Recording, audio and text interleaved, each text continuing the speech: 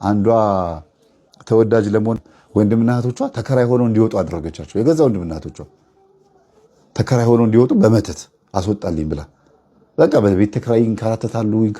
እሷ ብቻ ቤት ውስጥ ተቀምጣለች። ሊያውም እናትየዋ የእንጀራ እናቷ ነች። አባቷ በህይወት የለም እና ከእናትየዋ ጋር ፊት ለፊት ተፋጠጡ። በመጨረሻ እናትየዋን ገደለቻቸው። ቤቱ በማን ቁጥጥር ውስጥ ሆነ? በእሷ ቁጥጥር ውስጥ ሆነ፣ የአባቷ ቤት ስለሆነ እና እነዛ ሲንከራተቱ የነበሩት ልጆች ተመልሰው ወደ ቤት ይመጣሉ ተብሎ ሲጠበቅ ቤቱ ላይ ንግስት ሆና ቁጭ አለች። አገባች፣ ወለደች። በመተት እኮ ነው አስቡት። እና እንደዚህ የሚያባርሩ አሉ በጣም በጣም ከባዶች። እና ራሳችሁን ችላችሁ የወጣችሁ እንዳይመስላችሁ አንዳንድ ጊዜ ለምንድን ነው ግን ሁሉ ነገር የሞላበት ቤት እያለ ለምንድን ነው ወጥቼ የተከራየሁት ብላችሁ ማሰብ አለባችሁ፣ መጠንቀቅ አለባችሁ ነው። እና ወደ ቤታችሁ መመለስ ደግሞ ያስጠላችኋል። በጸብም ልትወጡ ትችላላችሁ፣ በሰላም ልትወጡ ትችላላችሁ። ዋናው ወደ ቤታችሁ በዓመት በዓለም ይሁን በምንም እናታችሁ ካልናፈቀቻችሁ፣ አባታችሁ ካልናፈቃችሁ፣ ወይም ቤቱ ካስጠላችሁ፣ ወንድሞቻችሁ የሚያስጠሏችሁ ከሆነ ይቅር ማትባባሉበት ጸብ ተፈጥሮ በዛው ጥፍት ያላችሁበት ቤት ካለ ማለት ነው እስቲ ሱባኤ ግቡበት። ወይ የቤተሰብ ዛር መንፈስ በትኗችኋል፣ ወይ ደግሞ እርግማን በትኗችኋል፣ ወይ ደግሞ መተት በትኗችኋል። ተከራይ የሆናችሁ ሰዎች አከራዮቻችሁን ብትችሉ በፍቅርና በሰላም ያዟቸውና ይህን ትምህርት እንዲያዳምጡ ለማድረግ ሞክሩ፣ እንዲለወጡ። ስለ ህይወታቸው ጸልዩላቸው። ይህን ትምህርት እንዲያዳምጡ ስትነግሯቸው ከቤት ያባርሩናል ብላችሁ የምታስቡት ሀሳብ ጥሩ አይደለም። እውነቴ ነው። ያው ሐዋርያት ሊመሰክሩ ሄደው ከተሰየፉት እኩል ነው የሚቆጠርላችሁ። ወደ ገጠሩ ይገባሉ፣ ወደ ባዕድ አምልኮ፣ ወደ ሰበዳአት፣ ወደ ካል ፍጥረት፣ ወደ ገጸ ከልባት ልዩ ፍጡራን ወደ ሆኑት ሁሉ ገብተው ሰብከው ወንጌል ሰብከው ክርስቶስን አስደስተውታል። እኛ ደግሞ ያከራዩንን ሰዎች አጠገባችን ያሉትን ሰዎች መለወጥ እንዴት ይከብደናል። እና ተመችቶኛል ቤቱ እንዲያባሩኝ አልፈልግም ተብሎ ብሎ ተመቻችቶ መቀመጥ አይደለም። እንደምንም ብሎ ወንጌልን መስበክ መመስከር ያስፈልጋል። በቃ ክርስቶስ ዋጋ እንደከፈለላቸው አስተብሮም እኮ ቀስ ብሎ ወንጌልን አስተብሮ ደግሞ ጠላታቸው እንዲያውቁ ማድረግም ይቻላል። የግዴታ ጠቋርን ምናምንን ፊት ለፊት ሄዳችሁ መናገር አለባችሁ ማለት አይደለም። ያው መጽሐፍ ቅዱስ የሆኑ ትምህርቶችን የሌሎች መምህራን ትምህርት በማስተማር በፍቅር እነዛን ሰዎች ማቅረብ ይቻላል። ከዛ ቀስ እያሉ ችግር ካለባቸው የመናፍስትን አሰራር ትምህርቱን ተናግሮ ከችግሩ እንዲላቀቁ ማድረግ። ይሄ ነገር ከሌለባቸው ደግሞ በዛ መልካም ጉርብትና መቀጠል ነው። አከራዮችም ደግሞ ከተከራዮቻችሁ ጋር ያላችሁ ቅርርብነት መቼም ይህን ትምህርት የምታዳምጡ በሰው ላይ ድግምት የምታደርጉ ናችሁ ብዬ አላስብም። ስለዚህ አታድርጉባቸው አይደለም የምለው። የሚያደርጉ አከራዮች ካሉ እናንተ ይህን ትምህርት አስተምሯቸው።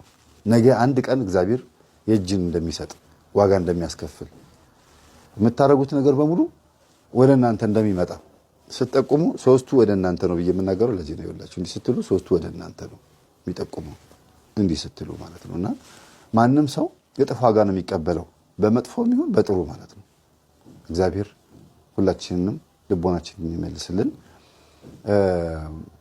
ሌላው የሱስ መንፈስ ደግሞ ምን ያህል ልጆቻችንን አጥምዶ ከሰዋዊ ባህሪና ከሰው ተርታ እንዴት እንደሚያስወጣቸው በሀብት ደረጃ ያሉት እንኳን ልጆቻቸው እንደዛ እየለመኗቸው ተቀየሪ ልጄ እያሉ በስነ ልቦና አማካሪዎች፣ በሳይካትሪስት፣ በሕክምና በምን ሞከረው እምቢ ብለው የነበሩት በአንዲት በትንሽዬ ጉዳይ ቶሎ ብሎ ወደ ራሳቸው ሲመለሱ ይሄ ትልቅ ነገር ነውና መቃወም ይቻላል። ግን ስትቃወሙ በምክንያት መቃወም አለባችሁ ብዬ የምናገረው ለዛ ነው። በቃ በምክንያት እንቃወም። እኛ ቤት ውስጥ እናታችንና አባታችንን ባዕድ አምልኮ አያመልኩም አይባልም። አዎ አላመለኩም፣ ግን ያመልኩ የነበሩ ቤተሰቦች ከኋላ ዘር ይኖራል። ተያይዞ በሰንሰለት ይመጣል እኛ ላይ። ለምንድን ነው እናንተ ቤት ውስጥ የሌለ ባህሪ ልጆቻችሁ ላይ የሚታየው? እውነት ጓደኛው ቀይሮት ብቻ ነው? እውነት በዝሙት መንፈስ ከሴት ጋር ከወንድ ጋር ሲተኙ ወይም ሰብስበው ያመጡት መንፈስ ብቻ ነው? እውነት መተት ተወርሮባችሁ ብቻ ነው? ወይ መስተፋቀር ተደርጎ ብቻ ነው? አይደለም። ዛሩ ይጎትታል። ዛሩ የተለያዩ መናፍስትን ከልጅነት ጀምሮ አብሮ ያደገው መንፈስ ሌሎችን ይጋብዛል ኑ እያለ ጠላት ያመጣባቸዋል ጭራሽ። ስለዚህ መጀመሪያ ማሰር ያለባችሁ ዛሩን ነው። ውስጥ ያለውን አብሮ የተወለደውን ዛር ማሰር ግዴታ ነው። እና እግዚአብሔር ሁላችንንም ወደ ህይወት መንገድ በጥበቡ ያምጣን። በጥበቡ ከጥበቦች ውስጥ አንዱ ወንጌል ስጋው ደግሞ ንስሐ፣ ከጥበቦች ውስጥ አንዱ ደግሞ ትህትና ነው። በፍቅር ነው ሁሉ ነገር የሚሆነው። የልጆቻችሁን መዳን የምትፈልጉ ቤተሰቦች በሙሉ ሁልጊዜ ቅንና የዋህ መልካም ሆኑ። እግዚአብሔር እጥፍ ዋጋ ይሰጣችኋል። የምታደርጉትን ነገር በቅንነትና በየዋህነት በፍቅርና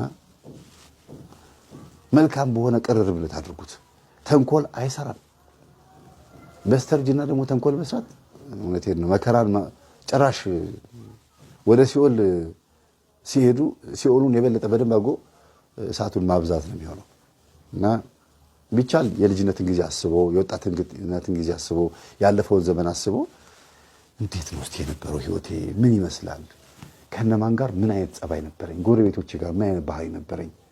እንዴት ነበረ የኖርኩት?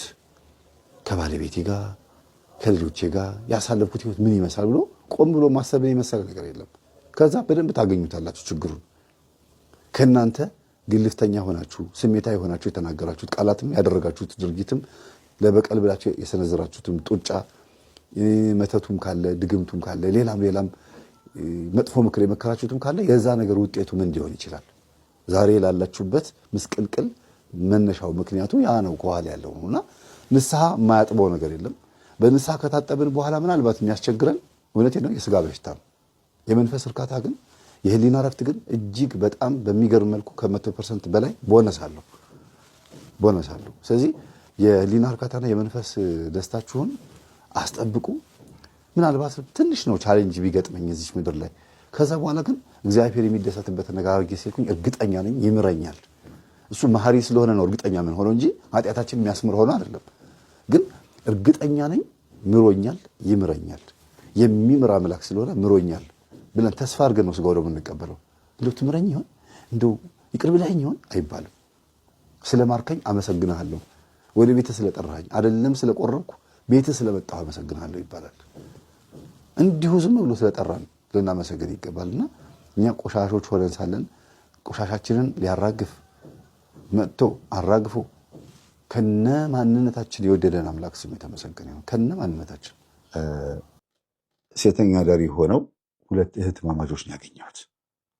አንድ ቤት ተከራይተው ለሁለት ከፍለውት እየተጣሉም እየታረቁም እየተስማሙም እየተደጋገፉም ስትታመም እያስታመመቻት ስትድን ደግሞ እየሰደበቻት እችም ሁለቱም ማለት ነው እዛ ቦታ ላይ 12 ዓመት ኖረዋል። አካላቸውን እየሸጡ መቼም አይባልም፣ በእርግጥ ግን ነፍሳቸውን እያቆሸሹ ስጋቸውንም እያቆሸሹ ስል አንተ ማን ሆነህ ነው የሚባል ነገር እንዳይመጣ ካሉት ተነስቼ ነው የምነግራችሁ። ስጋቸውን ነፍሳቸውንም እያቆሸሹ ከእግዚአብሔር ከአምላክ ጋር የሚያጣላ ስራ እየሰሩ 12 ዓመት እዛ ቦታ ኖረዋል። ዓመት በዓልም ይምጣ ጾምም ይምጣ የማይቋረጥ ስራ ሆኖባቸው 12 ዓመት ኖረዋል። አንድ ላይ ነው ያልኳችሁ እንጂ ለየብቻ ብዙ ህይወት ኖረዋል። 5 ዓመት አጠቃላይ 15 ዓመት 15 ዓመት አይደለም 17 ዓመት እንጂ 17 ዓመት በዝሙት ህይወት ኖረዋል ሁለት እህትማማቾች። ይሄንን ስራ ያስጀመራቸው አትገምቱም፣ አባታቸው ነው። አባታቸው ይሄን ስራ ሲያስጀምራቸው ደፍሯቸው ነው። በጣም ከከባዱ ነው እየጀመርኩ ያሉት። በጣም አስገድዶ ደፍሯቸው ነው ሁለቱንም። በአንድ ቀን ሁለቱንም አስገድዶ ደፈራቸው። በአንድ ቀን ስራቸው በተለያየ ሰዓት ቀንና ማታ ማለት ነው። እንዴት እንዳስቻለው አላውቅም። እነሱም በመደፈራቸው ምንም አልተሰማቸው። የማሳመን ስራ ሰርቶም አይደለም፣ ስነ ልቦናቸውን እንዲህ ብታደርጉ ብሎ መክሯቸውም አይደለም። መደፈራቸውንም ራሱ ከቁም ነገር ያልቆጠሩት በተደረገባቸው በሆነባቸው ነገር ነው። አንደኛ አባታቸው ይሄንን እንዲያደርግ የታዘዘው በደብተራና በስርማሽ ቅጠል በጣሽ ነው። ሀብት ንብረት ማግኘት የምትፈልግ ከሆነ የሁለቱ ልጆችህን ደም ራስህ ደፍረሃቸው ደሙን ይዘህና ደሙን እንዳታቀላቅለው። የአንዷ ደም ለጤንነትና ለእድሜ ይሆናል፣ የአንዷ ለሀብትና ለግርማ ሞገስ ይሆናል ተብሎ ነው። በጣም የሚገርማቸው እንደ ባህሪያቸው ነው። መልኳ ቆንጆ የሆነችው ልጅ ለግርማ ሞገስና ለሀብት፣ መልኳ ብዙም የማታምረው ልጅ ደግሞ ለጤንነትና ለእድሜ ተብሎ ማለት ነው። ምን እንግዲህ ይሄንን ስናገር በጣም እንደምታዝኑ መምህር ከከባዱን የጀመርክልን የምትሉኝና የዛሬ 17 ዓመት ያስጀመራቸው እንዲህ አድርጎ ቢሆንም ዛሬ ላይ ግን እነሱ ይሄን እያወቁት ነው ስራ ውስጥ ያሉት። ካደጉ በኋላ ትልቅ ከሆኑ በኋላ አባታቸውን እየረገሙ እየሰደቡ ስራውን ይሰራሉ። አባታቸው በህይወት የለም፣ እናታቸውን አያውቋትም። አንዱ ለሴተኛ አዳሪነትም ይሁን ለተንዘላዘለ ህይወት ወይም ለመንከራተት ምክንያት ከሚሆኑ ነገሮች አንዱ በእናትና አባት ልጅ አለማደግ ነው። በእናትና አባት ልጅ አለማደግ ምክንያት ይሆናል። የቤተሰብ መበተን፣ በሞት መለየት፣ የእናትና አባት መታመም፣ ዘመድ እጅ ላይ ማደግ። ዘመድ እጅ ላይ ስላችሁ ዘመድ ሁሉ መጥፎ ነው ማለት ሳይሆን ከእናትና አባት ፍቅር ርቆ ሌላ ቦታ ሲሄዱ ቁጥጥር ስለማይኖር የሰፈር ጎረምሳ እንትን ቢላቸውም እንደ ዘልዛላ ነው የሚቆጠሩት። የሴት ልጅ ስነ ልቦና ከባድ ነው። ወንድ ልጅ ሲቀርባቸው ቤተሰብ ውስጥ ፍቅር ካልተሰጣቸው እዚህ ጋር መጽናኛ ያገኙ መስሏቸው ወደዛ ይሄዱና ህይወታቸው በዛው ይበላሻል። እንዲያውም እሱ ይሻላል ከነዚህ ከክፉ ቤተሰቦቼ፣ ከክፉ ዘመዶቼ፣ ከእንጀራ እናቴ ይሄኛው ይሻለኛል ብለው ወደ ኃጢአቱ ሄደው በዛው የሚቀጥሉ ብዙ ናቸው። እና እናታቸውን አያውቁም፣ ጀመሩት ማለት ነው። አባታቸው ሀብታም ሆነ ወይ አልሆንም፣ እድሜው ሲባል ሞቷል። ለእድሜና ለጤና ተብሎ ነበረ። ታሞ ማቆ ትልበትል ሆኖ ገምቶ ሸቶ ነው የሞተው። ደብተራው ተጫውቶበት ማለት ነው። ከዛ ደግሞ ያም አልበቃ ብሎ ደግሞ ቤተሰቦቼ እነዚህ ልጆች እዛው አባታቸው በደፈራቸው አልጋ ላይ አንደኛዋ ማለት ነው 5 ዓመት ሴተኛ አዳሪዎች አንደኛዋ ጥላ ወጣች። የት ሰፈር ትገባለች? ስሙን በመጥቀሴ በጣም ይቅርታ አድርጉልኝ። እሺ፣ በጣም ይቅርታ ይደረግልኝ። ለምን ሰፈር ስም ትጠቅሳለህ ካላችሁኝ ግዴታ መጠቀስ አለበት ተብሎ ስለተነገረኝ ነው። ለሁለተኛ ጊዜ ነው እዛ አካባቢ ገጠመኝ የማቀርብ ያለሁት። መርካቶ አውቶቢስ ተራ 7ኛ ገብቷቸዋል። እና እዛ ሰፈር ሄዳ አንዱ ቤት ተከራይታ እዛ አካባቢ እንጨት የሚሰነጥቁ ጣውላ የሚቆርጡ ወይም እንጨት የሚሰሩ የተለያዩ ወንበር ምናምን ሶፋ ምናምን የሚሰሩ እንዲሁም ይሄንን ሙያ ያላቸውና ሌሎችም ሱቆች ያሏቸው ብዙ አሉ። እነዛ ሰራተኞች እየመጡ ነው የሴተኛ አዳሪ ደንበኛ የሚሆኑት ይባላል። ግን ሁሉም አይነት ሰው ነው እዛ መጥቶ ከነሱ ጋር በዝሙት የሚወድቀው። እግዚአብሔር አምላክ ለሁላችንም የምንመለስበትን ልቦና ይስጠንና የሰሩበትን እዛው ይተፉታል፣ እዛው ይበላሉ፣ እዛው ይተፋሉ። በቃ እዛው በላች እዛው የሚባለው አይነት ነገር ነው። ባለህበት እርገጥ 2 ወደፊት 4 ወደኋላ መቼም የማይሻሻል ህይወት ማለት ነው። እዛ ሰፈር መታ ቤት ተከራይታ ትኖራለች። ተከራይታ ስትኖር የተከራየችው ቀበሌ ቤት ነበረ። ያከራየቻ ሴትዮ ትልቅ ምንጣፍ ግቢ ውስጥ ስታጥብ ዘበኛው መጥቶ ሲያግዛት ዝም ትላለች። ለምን? ዘበኛውም ያው አማራ ነው። ዝም ትላለች። ይሄን አታግዛት ማም አትልም። ለምን? እሱም እንዲፈጋ ስለምትፈልግም እና በገባሽ በወጣች ቁጥር ቁም ስቅል አሳየቻቸውና ምንድነው ሴትዮዋ ባህሪዋ ተቀየረ ይላታል። ጠበቃው ይመጣና እኔ ምን አውቃለሁ ግልብጥ አለችብኝ። የሆነ ወቅት ላይ ተገለበጠችብኝ። ባይዘው 6 ዓመቷ እዛ ቤት ውስጥ ከሰራች ሰራተኛዋ። ዘበኛው ገና ቅርብ ጊዜ 2 ዓመቱ ነው። እና ኧረ ሴትዮዋ ልክ አይደለችም። ቋንቋ ምን ታውቂዋለሽ? ቋንቋ ነው እኔ አላውቀውም። ምን እንደምታወራ ብሰማ ደስ ይለኛል። ከዛ ፊት ለፊት ያለው ሱቅ ፊት ለፊት እነሱ ቤታቸው ፊት ለፊት ተሻግሮ ሳይሆን ትንሽ ራቅ ብሎ ሱቅ አለ እና ኦሮምኛ ትችላለህ አይደል ይለዋል ዘበኛው። አዎ ሲል እባክህን እኛ ቤት ውስጥ ያለችው የቤት እመቤት ጥሩ ሰው ነበረች፣ ባህሪዋ ተቀይሯል እና ሪከርድ አድርጌ ያመጣልሃለሁ የምትቆጣኝን ወይም እኔ አጠገብ ሆና የምታወራውን ነገር ሪከርድ አድርጌ ያመጣልና ትተረጉምልኛለህ ይለዋል። እሺ ከዛ ሄድና አምጥቶ ሲያስተረጉመው ሰራተኛዋን እያደከመቻት እያፈጋቻት እንደሆነ የምታወራውም ደግሞ ይሄን ነገር ከምትፈልግ ሴትዮ ጋር እና በደንብ አገሻ አድክሚያት አሁን ነው በዚህ አጋጣሚ ነው ምናምን ትላታለች። እና አሁንስ አሳዘነችኝ በቃ ቢል በላት አይደል ስትል ጊዜ ትብላ ችግር የለውም ነገ ደግሞ ፍንግል ብላብሽ ከቤት ከወጣች ምን ጥቅም አለው? ይሄ እቺ ብትሄድ ሌላ ትመጣለች፣ ያ ሁሉንም አድከም ነው ትላታለች። አይ እቺን እኮ ባለቤቴ ስለሚያመሰግናት ጥሩ ሰራተኛ ነች ጎበዝ ናት ብሎ ስለሚያመሰግናት መበቀሌ ነው በኔ ቤት ትላታለች። እና ይሄንን ነገር ሰምቶ በጣም አዘነና ግን ያ ልጅ ይተረጉምለት የነበረው ልጅ እና አሁን ምን ልታረግ አስባቸው ጊዜ ምን አደርጋለሁ ልጅ ሰው በጸሎት ማሰብ ነው ከነገርኳት ትበሳጭና ትወጣለች። ለኔም ደግሞ ለምግብ የምታዝንልኝ ጥሩ ምግብ ታመጣልኛለች።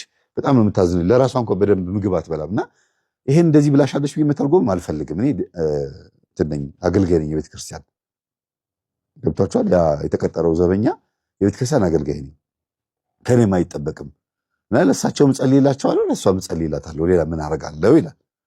አሁን እንደዛ ነው የሚደረገው። ጎበዝ፣ ጥሩ ነው። ከዛ አገር የት ነው? ጎጃም። ዋናው አገር የምን ዋና ይሏል።